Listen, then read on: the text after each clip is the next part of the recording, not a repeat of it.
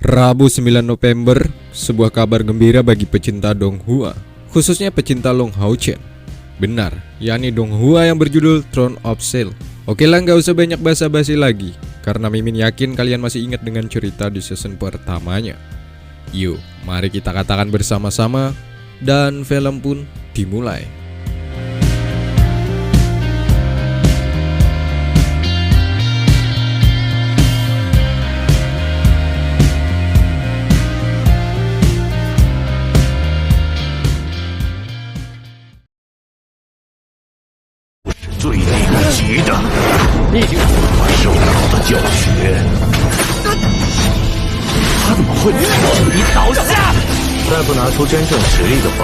Chen mendapatkan sebuah penghargaan dari ketua panitia, coy. Dikarenakan ia adalah murid satu-satunya yang dapat mengalahkan lawannya dengan mudah. Maka dengan itu ketua panitia menetapkan bahwa Long Hao Chen kedepannya tidak perlu bertanding lagi. Alias, Chen sudah ditetapkan melaju ke babak final.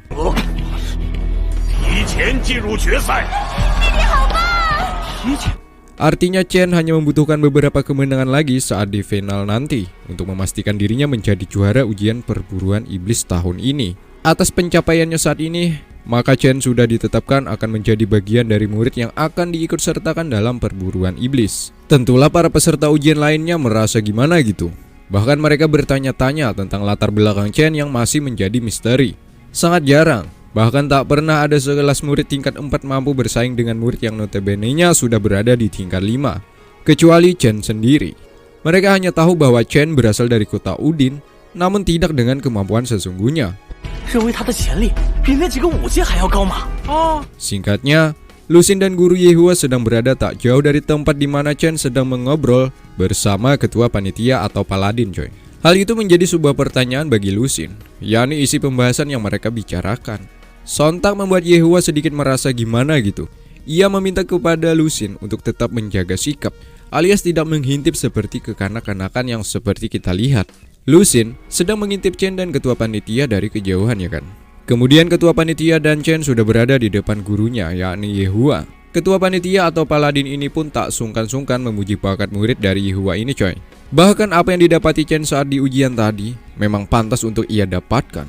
Ketua panitia juga menambahkan bahwa ia tak sabar untuk menanti kehebatan Chen berikutnya, tepatnya saat di final ujian perburuan iblis. Setelah ketua panitia pergi, Lusin dengan sumringah memberikan ucapan selamat atas pencapaian luar biasa yang didapatkan oleh adik angkatnya ini. Penampilan Chen barusan telah berhasil memukau isi hati Lusin. Begitupun dengan guru Yehua, ia juga memberikan selamat. Namun Yehua masih tetap bersikap dingin, seakan-akan pencapaian ini belumlah membuatnya bangga. Kecuali Chen bisa menjuarai ujian perburuan iblis. Selain itu, Yehua juga bertanya, pembicaraan apa yang mereka bahas saat berduaan bersama ketua panitia barusan. Ketua panitia atau paladin meminta kepada Chen, yakni peserta nomor 4 alias topeng hitam, agar kelak dijadikan pengawal atau satu tim dengan Chen saat di perburuan iblis mendatang. Namun Chen tak memberikan jawaban, coy. Dikarenakan di dalam hatinya ia masih teringat dengan Lin Xin, karena Chen sudah berjanji padanya akan menjadikan Lin Xin sebagai timnya. Bagi kalian yang belum paham tugas kesatria pengawal, yakni sebagai pelindung yang sangat setia terhadap tuannya, apalagi ketika tuannya sedang berada dalam ancaman. Saat itulah tugas si pengawal, yakni akan selalu ada di depan untuk menghadang ancaman yang akan datang. Yehua pun sangat menyayangkan karena Chen belum menjawab tawaran dari ketua panitia, sebab si topeng hitam dianggap sebagai murid yang jenius. Berbeda dengan Lusin, ia malah setuju dengan keputusan yang diambil Chen. Sebab Lusin menganggap topeng hitam sesosok murid yang sombong, sepertinya tidak pantas jika dijadikan pengawal Chen untuk kedepannya. Setelah cukup lama ngobrol dengan guru juga Lusin, Chen ingat bahwa ia ada janji dengan Cha untuk bertemu. Tanpa sepengetahuan mereka berdua tujuan selanjutnya, ia buru-buru meninggalkan mereka berdua di sini, coy. Ya, Lusin mengira bahwa Chen pergi untuk berlatih, sementara Yehua masih penasaran dan tak tahu sepenuhnya dengan sifat asli Chen. Anak ini sangat sulit untuk ditebak. Sesampainya, Chen melihat aura Cha tak seperti biasanya.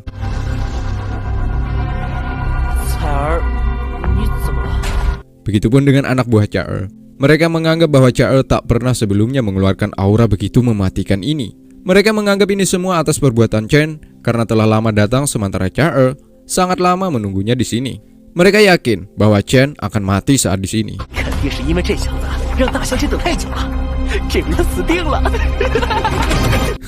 Tiba-tiba, tepatnya saat di hadapan Chen yang sebelumnya auranya pembunuh, malah berubah menjadi aura kecinta-cintaan. Sontak bawahannya yang melihat ini merasa terbawa akan suasana.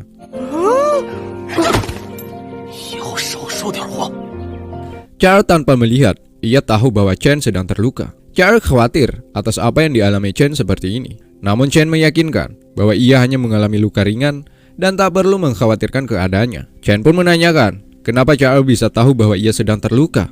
Ya, seperti yang Mimin pernah sebutkan, Chao meski tak bisa melihat namun ia memiliki indera perasa di atas rata-rata, bahkan melebihi dari batas orang normal. Hanya dengan mendeteksi dari bau nafas saja, Chao sudah dapat merasakan keadaan seseorang. Jika nafas seseorang lebih cepat alias tersengal dan tersentak, maka orang itu sedang berada dalam keadaan terluka seperti Chen ini. Nah, jika nafasnya bau, berarti dia tidak gosok gigi. Ada-ada aja Mimin ini. Kemudian Chen pun mengatakan bahwa ia sedang mengikuti ujian perburuan iblis. Ia bertemu dengan lawan yang cukup kuat, sehingga membutuhkan kekuatan ekstra untuk mengalahkan lawannya.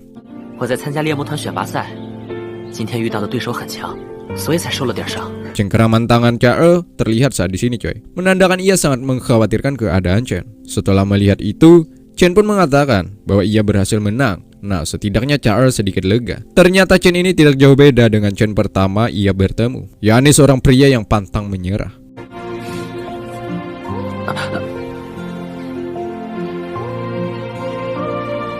Kemudian Chen pun berniat akan mengantar Chao pulang. Sebelum pulang, entah siapa yang menyalakan petasan sehingga membuat suasana semakin syahdu.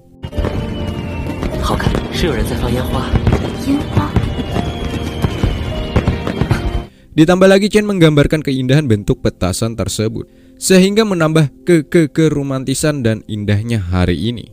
Singkatnya mereka sampai. Chao meminta kepada Chen untuk sesegera pulang kemudian beristirahat. Kemudian Chen pun mengatakan bahwa besok hari ia tak ada pertandingan, sehingga lama-lama di sini pun tidak masalah.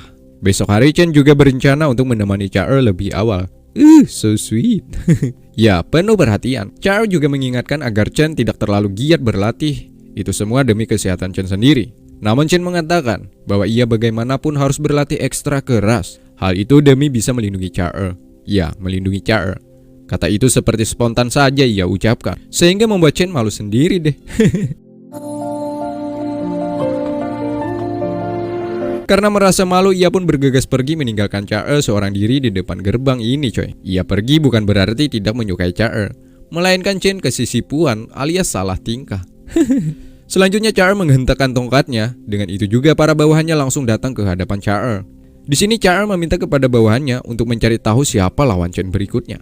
Dan sebelum Chen datang, mereka para bawahannya disuruh untuk mengantarkan pil obat ke kamarnya. Bagaimanapun caranya, jangan sampai ketahuan Chen atas hal itu. Chao ini memang wanita idaman, coy. Sangat beruntung jika Chen dapat meminang hatinya di kemudian hari, ya kan. Terlihat topeng hitam telah hancur akibat sebelumnya melakukan pertarungan melawan Chen. Namanya Hanyu. Ternyata Paladin alias ketua panitia ini adalah kakek dari Hanyu, coy.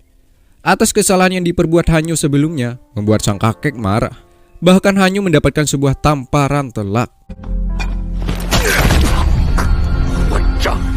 Pantas saja ya kan, kakek ini meminta Chen agar menjadikan topeng hitam sebagai kesatria pengawalnya, lantaran dia cucu dari Paladin ini. Atas kejadian sebelumnya, Hanyu telah dianggap telah mempermalukan ia sebagai kakeknya. Meski begitu, Hanyu membantah. Kakek hanya mementingkan reputasinya sendiri daripada keluarga. Bahkan waktu dulu kakek pernah membiarkan ayah Hanyu mati atas perintah konyol.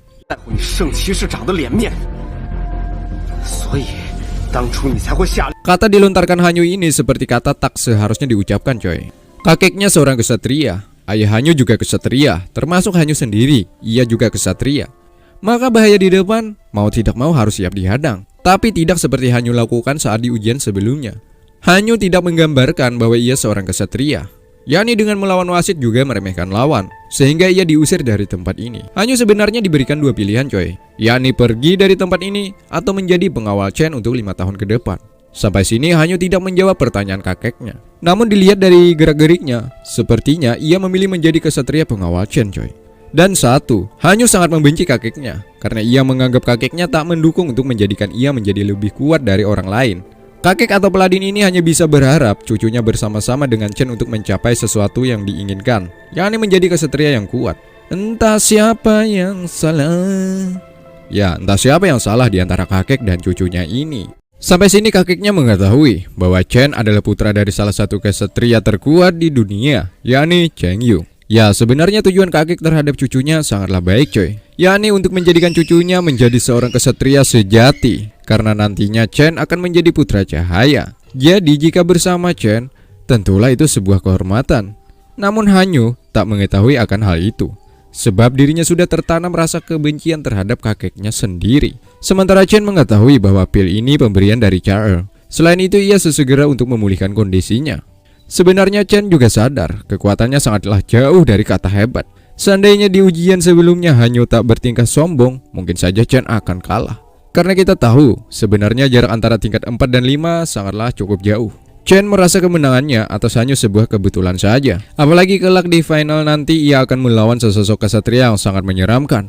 Maka dari itu Chen harus benar-benar berlatih dengan serius, dengan harapan ia dapat memberikan perlawanan dan syukur-syukur menjuarai ujian ini. Di sini Chen juga mempelajari jika kelak bertemu dengan kesatria yang akan dihadapinya.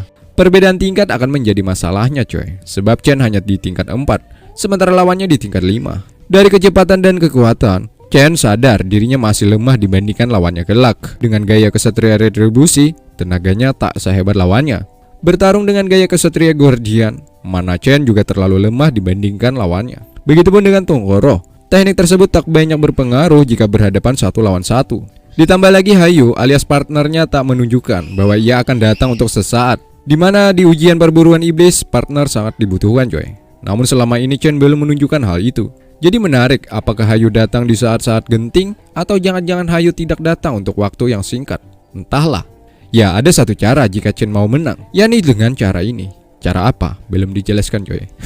Sementara itu lawannya sedang menantikan pertunjukan menarik di final nanti. Ya rasa penasaran pun bergelimang di tubuh lawannya ini coy, sebab ia sudah tahu kehebatan Chen. Dan satu, pertunjukan apa lagi sih yang akan dikeluarkan Chen saat berhadapan dengan ia kelak? Dan film pun bersambung.